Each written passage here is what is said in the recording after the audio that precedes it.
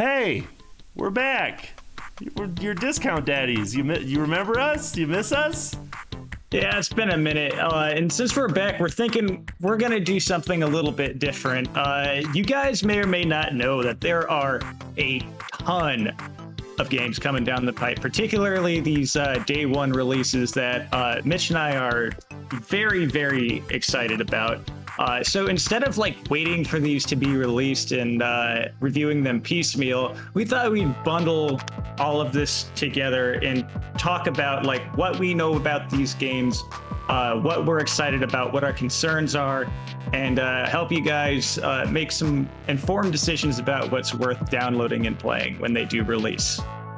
Yeah, so without further ado, let's get started with Yakuza 7 Like a Dragon, which is already on Game Pass now. Hell yeah. Pretty significant change for the franchise. Normally a beat-em-up brawler. This is now a turn-based RPG with a brand new protagonist. So, like, when I first heard that they were doing this, I was sort of a little bit jarred by that. But the more I thought about it, the more I was like, if you just take that combat system and you add like turn-based mechanics to it, like it's not really that far of a leap, you know? Right. And the character Ichiban has a fascination for the DragonQuest franchise. So that's kind of how they rationalize it in game, is that he's kind of a little out of it and just visualizes every encounter as if he were a hero in a classic hero's journey. So it's funny. It's got a good sense of humor. Sometimes that sense of humor is applied to things that are kind of sensitive political issues, and that could be a little crass, or I don't know, a lot of issues where they pretend they're trying to present them as not black or white, but they're only presenting the black or white arguments. There's no finesse. But anyway, aside from that, fantastic game, huge value for Game Pass. You gotta play it if you've got it. It's just a perfect chance to experience the Yakuza franchise as a fresh starting point. And I guarantee if you can get through the exposition heavy first hours, you're gonna find a lot to love. There's a lot of mini games. There's a lot of funny moments, side stories, side quests. I highly recommend it. All right. Up next is one that's coming out really soon here. On the 22nd, we have Dungeons and Dragons Dark Alliance, which is sort of not sort of, it's totally a spiritual successor to Baldur's Gate Dark Alliance. What's cool about this is it doesn't seem like it's really required for you to be like into Dungeons and Dragons to play and appreciate this game, because like there doesn't really seem to be like a lot of like the heavy like role playing or roll for initiative, or like it doesn't really follow the rules of Dungeons and Dragons. It's like a third person action adventure thing. You know what I see when I see this game right now?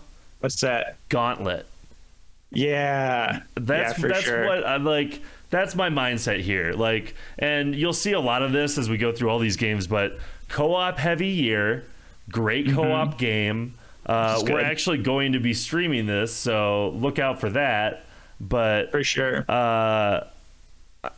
there's just I'm sold already, especially being on Game Pass. It's like I wouldn't want to drop $40 to $60 on this, but I absolutely want to try it. I understand it's not going to satisfy Dungeons and Dragons like RPG cravings, but it looks fun, and I want to play it. Oh, it does. I too am looking forward to doing this. It seems like a cool game to play in co-op and even stream maybe from time to time. We'll see. No, I think we're gonna have fun with it. Sure. And then there's a little break for about a month, the calm before the storm. At the end of July, we are getting The Ascent, which is an isometric, again, co-op, gear-based shooter. Were you one of those people that was disappointed with Cyberpunk 2077? Well, here's your really cool looking Cyberpunk game. Not quite the same thing, but still, like it's kind of like follows that universe, and it's really, really cool. And I also even like Cyberpunk 3077, it looks far, far future.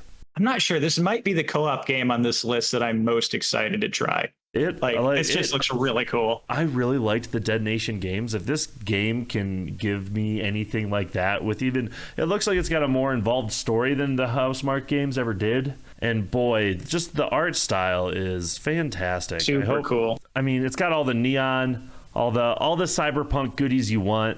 So sort of a dark, sort of like dystopian nightmare type atmosphere too, though. You know, exactly. Love that.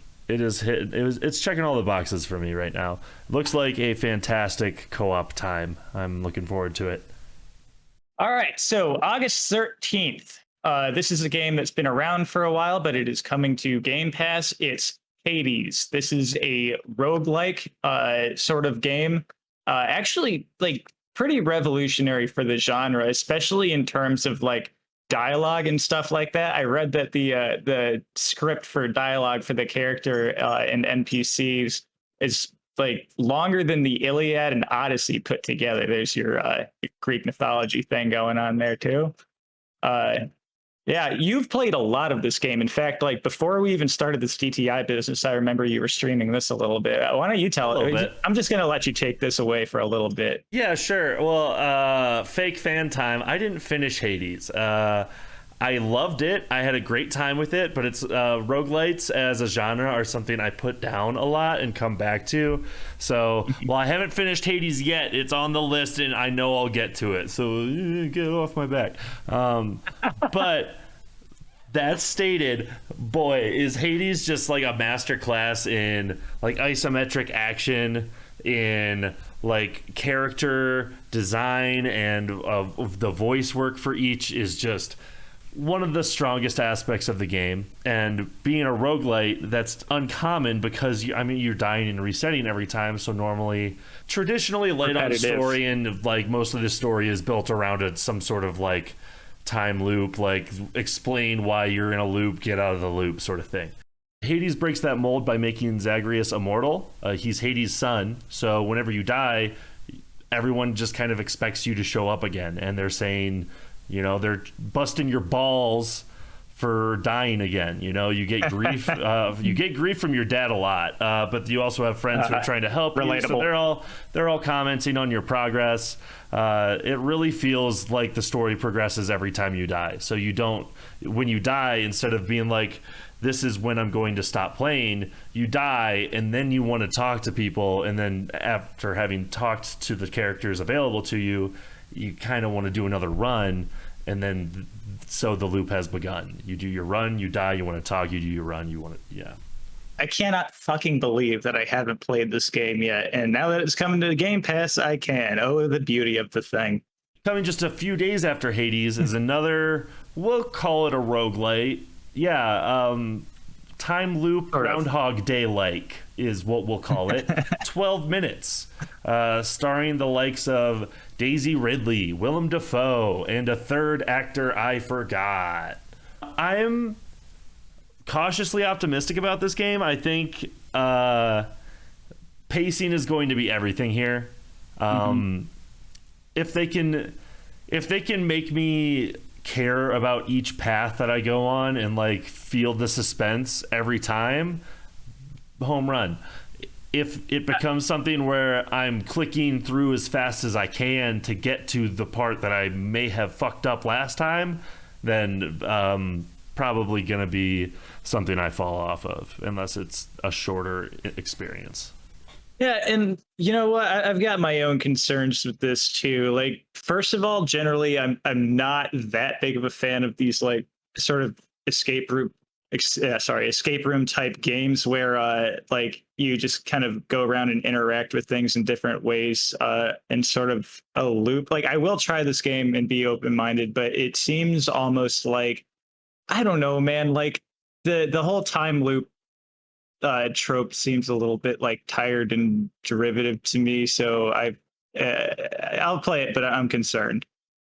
I have words for you about the like thinking a time loop it's like a genre. You can't just say science fiction is like derivative because something else is science fiction. There are tropes within science fiction that are tired. That's true, but that because something uses a trope doesn't inherently make it bad. I'm not saying what I'm saying is that if you're going to use sort of like this concept that's been done and done and done, Has it you been have to done be and done careful and to done? use. I don't know. There's that movie with fucking Tom Cruise, The Edge of Tomorrow. I didn't like that movie either. Like, and that's you're not going to win awards by saying you don't like Edge of Tomorrow. That movie. I remember this. You were just talking about Hades. I don't know. You might cut this, so I don't have this this point of the argument. You described it as a time loop. I heard you fucking do it. I said Hades is not a time loop.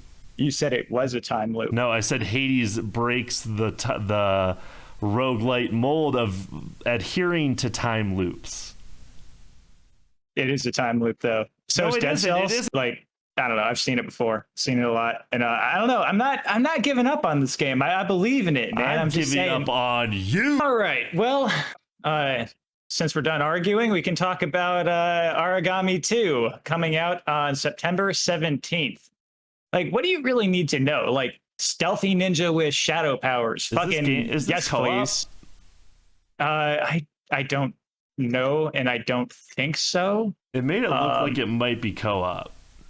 Oh, that would be so cool. Yeah, that would make me happy. There was one section. Let me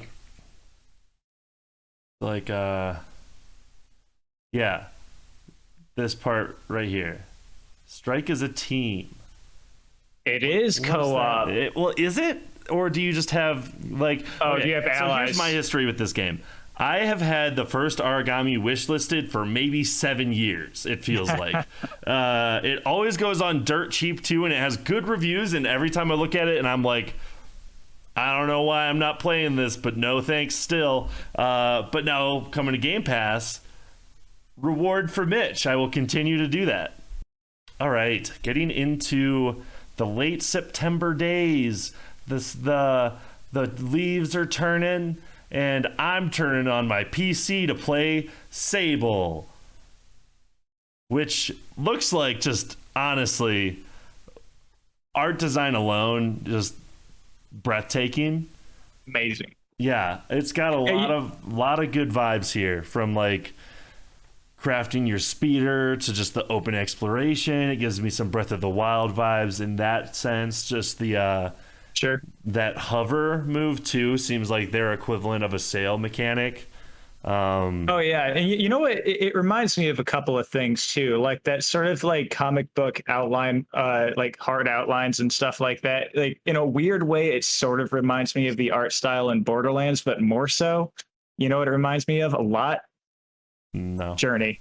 No, I don't get Journey vibes from. Oh, like the way that the character was sliding down the sand dune and stuff like that. It just kind of gave me that vibe. No, I can see that. I'll allow it. Thank you. Yeah, I am the keeper of the Journey comparisons. I will say though, there are a lot of games that are like, we're gonna skate by on our unique aesthetic and empty ass space, and you're just gonna walk through it, and that'll be emergent gameplay.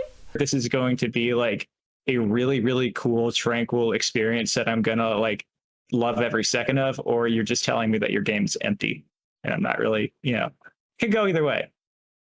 Fall 2021, we have a sci-fi shooter called Aracrucis.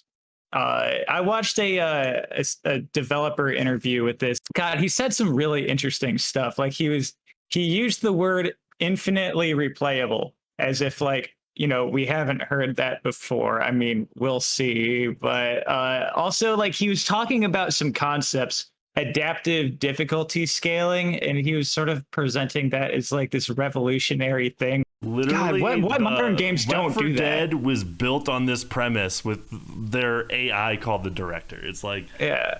Well, we'll talk about the Director actually in Back 4 Blood in a little bit, because that also made by the creators of Left 4 Dead. Yeah, the Back 4 Blood is literally stealing Anacrucis' show, because like I see this game and I see one or two enemy types. They all are doing the same thing and not hitting anybody. And when there is someone that's supposed to be hitting you in the back, there's no like feedback from it. I have a lot of issues with the way this looks. It's got like a bad humor in the trailer. That The director seems like he's a little just full of himself, pompous as hell. That doesn't mean this game can't be like a good 6 or 7 out of 10. We'll play the damn thing. It's a co-op game on Game Pass. You have my number. All right, so hopefully in time for spooky season, Scorn, projected for fall 2021.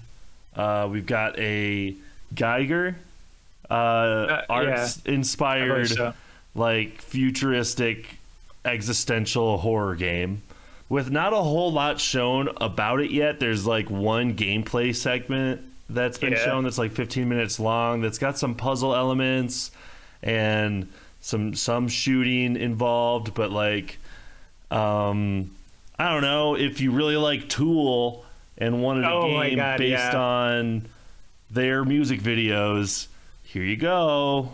It's so funny because like I have my own talking points here, which Mitch did not read, and I basically like wanted to say that if you put a Tool song over this gameplay trailer, like it's a Tool, I would buy it. I would buy the shit out of it. Yeah, but it seems like it's very heavy on exploration, like pretty open. It looks visually great, if not like fucking terrifying. It's a stunner. I mean, look at this. I know, for sure. Gross.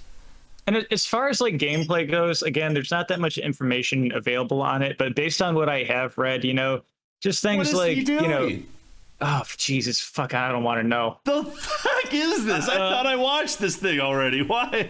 God. Anyway, let's move on. Like, it looks too good. Bye. October 12th marks the release of Back 4 Blood. As we mentioned, that this is actually from the makers of Left 4 Dead, and it's another co-op zombie shooter. But you know what? That's fine. This one looks good. Like, Sorry. Yeah. No, cool. Like I'm absolutely fine. Like Zombie Army Dead War was about like as unoriginal as like a zombie shooter gets. I still had fun with it. We liked it. I mean, it was co-op. It ran smooth for the most part. Like solid gameplay mechanics. It was fun. And this looks like everything that has to offer and a lot more. Right. It looks like it's infinitely replayable with proof. Like it's showing us how it is replayable. There's one thing I hate about showing off here. I think is a very interesting light way to like visually indicate how each run will be different beforehand. There's the director, the game director that we said we'd talk about. They draw cards, and then that sets the stage for like if electricity's on or off, like horde styles, and then each character gets to draw their cards, and you talk with your team and you like try to pair up to like say like I'll be the pack mule, I'll carry all the ammo, just like different. And like here, good example, the combat knife, gives you better melee ability at close range. So yeah, it seems like it's got a lot that they're trying here that I'm excited to play. Brr! It's cold in here. If only we could do some outdoor activity to warm up, like snowboarding in shredders coming December 2021. I'll bet you missed SSX Tricky. God damn it. That's cut that. It, dude. Yeah. No, I'm not cutting that. Yeah, I mean, snowboarding. You snowboard. Yeah, but like the thing, okay, this is gonna. I don't care about this at all. I don't care about this game at all. It's like realistic snowboarding, which is people want. I know they do, and it's sort of like if you watch the Ubisoft press conference, they showed off Riders Republic, which is like an extreme sports game with like biking, wingsuiting, snowboarding, except like wild shit too. So it's like wingsuits with jetpacks on, so you're like literally all like fucking doing crazy maneuvers through canyons. There's like rocket bikes, and like that has snowboarding in it, and it's I don't know why you would get this game over that, except because this will be on Game Pass. So Yeah, like, you know if you want to screw around with a snowboard for 15 minutes and then realize that this is boring. Yeah, man. Here's the This thing. is Like, I boring. can sit here and lie and say like, Look at I'm gonna this. download. All right, coming to console Game Pass in 2021 is Among Us, and like, if it's already on PC Game Pass, it's free on your phone. Like, here's the thing: if you haven't played this game, like, where the fuck have you been this year? Right? Like you were stuck inside the whole time. What the Yeah, you This had nothing never better to came do up? than just play Among Us. No, Like, it's the only way you got to talk to your friends. Like, what the hell? You've Right. played this game before. Mm-hmm. Yeah, No, it's a fun game though, and if you want to play it on your Xbox instead of on your phone, like yeah, you can. now you can. Enjoy. Also slated for the mysterious 2021, with not even a season attached, Hello Neighbor 2, which I don't know. I have maybe a bad perspective of this game series because the first one got a lot of flack early on for being very buggy in early access. And I haven't looked into it since it hit 1.0, so I don't know if it's like well made or put together. I actually have answers for you. Hit me with some answers.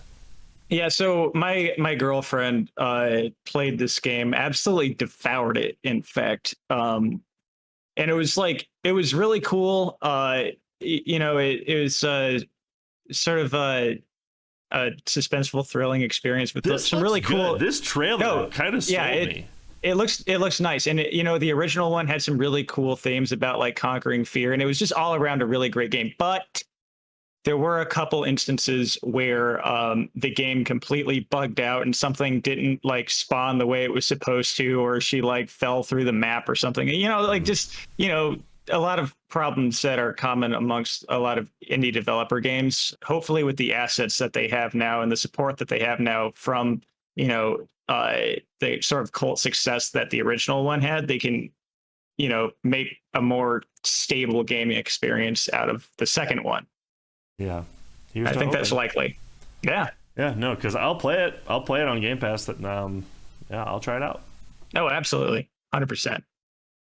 All right. So at some arbitrary point in 2021 as well, the Gunk will drop on Game Pass. Probably not. I think this is going to get moved. There's too many that are slated for 2021 mysteriously in the back half that weren't at E3. This one I don't see coming out this year. Yeah, that's probably pretty likely. But you know what? I'm excited for it anyway. You know why? Space. This gives me Super Mario Sunshine meets Ratchet and Clank in space. Very much. Very, very good comparisons. I like those. I'll also comment that it's by the SteamWorld creators. So SteamWorld Dig, SteamWorld Heist, all very high quality games.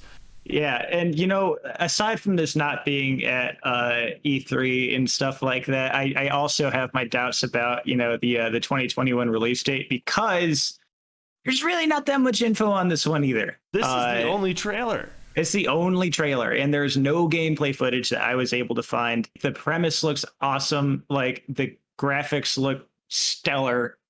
Whenever this thing comes, I'm going to be playing it. All right, and then hopping back into hard dates, we've got something that's already on PC, Flight Sim, coming July 27th to console with the Series X update. And this is all real-time footage from that update, and god damn, dude, look at this game. Look at it's at times honestly photorealistic. Honestly, if you pick up a Series X and you just want something to like mess around with a little bit and just be in awe of how it looks on your TV, this is a great contender until Forza comes out. Moving right along, we're moving right along. All right, Psychonauts 2, baby. Psychonauts 2 on August 25th. Now, this is a long-awaited sequel to a critically and publicly acclaimed game. I have never played it, but if I can jump into this one without the context, I probably will, because it just looks like adorable and charming. I'm honestly blown away by some of the stuff they've shown off in this last year leading up to release. I know for a while it seemed like it was going to be a much smaller game.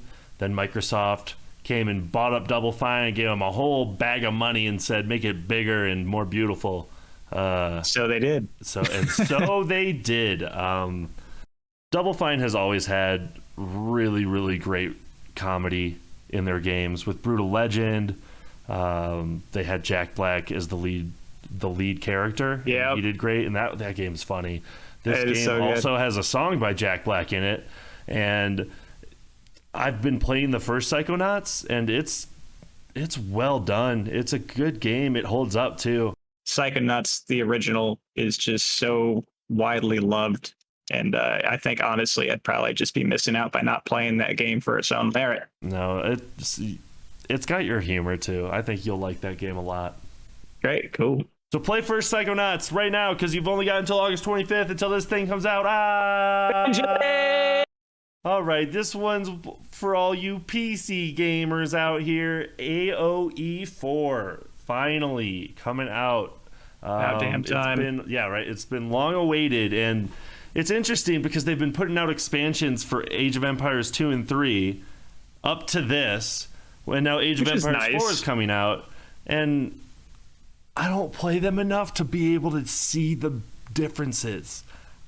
So I'm sorry. I'll play, it looks really good. It looks fantastic. Oh, Age of Empires 4 looks way better than Age of Empires 3. I mean, I've played Age of Empires 3 just a little bit, but just based on the trailer, it's like a quantum leap, and it should be for how, the span of time between those two titles. This is definitely an upgrade. This one's exciting. November 9th, Forza Horizon 5, ladies and gentlemen, and goddamn, I've been waiting for it. What do you mean? You've been waiting 1 week? It's sorry. It's only been 2 years. I was so surprised it's announced. I was like, how can you have been waiting for this? This came out of nowhere for me. I mean, not to say that it's been too long between those two titles, more so just to say that, I get really excited for Forza Horizon games in general. And this game looks goddamn beautiful. My only regret is that with this coming out so soon, and with the fucking god, what I'm trying to say is I would love to pick up a new graphics card before this comes out, but as long as I'm dreaming, I'd like to ride a fucking dinosaur to work. And then last but not least in any way is Halo Infinite, coming this holiday. So I don't know. You've been watching this pretty closely, haven't you? Yeah, I've been watching this pretty closely since this E3 presentation, because this multiplayer looks batshit, and I could not be more excited for it. Grappling hook with the grab hammer combo is just unreal. So look at that. Oh man. The Sonar Blast. There's a couple differences between older Halos here. They've got an inventory system, or an ability system, that's inventory based, so you'll pick up those things lying around. You saw the gun in the wall, so they have overshields that are consumables that if you die without using it, someone else can pick it up and use it. And then they have grapple hooks that you can find and pick up. Oh, just so excited for this one. Oh my god! I think I speak for pretty much everyone, though. I mean, you saw that. Dude, this trailer. Yes. Oh god, get pumped, guys! Get pumped! Get pumped! Wow, that was a lot. Those are all day one Game Pass games. That doesn't even include other things that are going to get thrown on the service in between. But what a lineup! That's a lot to unpack. Games. But my god, am I glad this year? I am glad we did this, though, because doing the research and looking into these trailers and the reviews that people have done, critics getting in the game and reviewing them early, I am so excited for 80% of these. Right? Not you, Shredders, but most of them, not you, Acreus. Don't care if that's your real name or not. But yeah, excited for the lineup. Game Pass is a better value than it's ever been. Look forward to playing these with you and others this year. Indeed. Mwah, mwah, mwah. Thanks for watching. We'll see you all next time. Bye-bye.